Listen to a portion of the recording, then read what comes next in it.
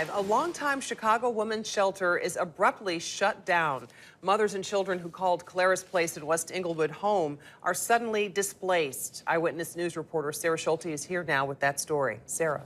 Well, Karen, the shelter was shut down after the city found multiple code violations. Residents were using stoves and space heaters for heat, and there were leaks in gas lines that could have led to a fire. The building department was called to Clara's place after a shelter resident reported the problems to the city. Boarded up and deemed uninhabitable by the city of Chicago, Clara's place has provided shelter for women and their children in West Englewood for years. But last week, the city abruptly shut the shelter down. We had ceilings that were coming apart from water damage in the basement. There's about 4 feet of water from burst boilers.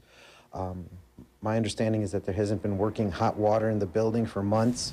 In addition, some units were without heat, and the city says there were several leaks in gas lines leading to appliances.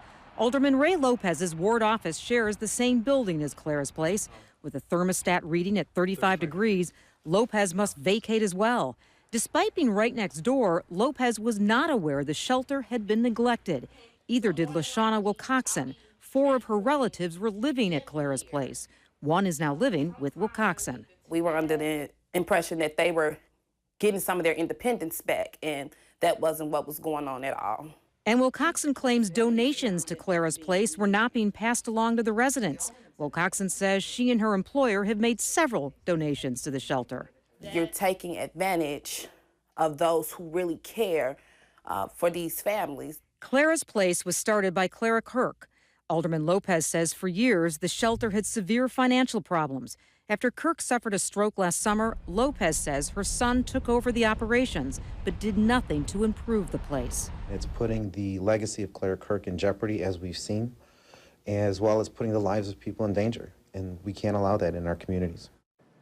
Alderman Lopez or city officials have not been able to reach Clara's Kirk's son or shelter board members. Our attempts have been unsuccessful as well.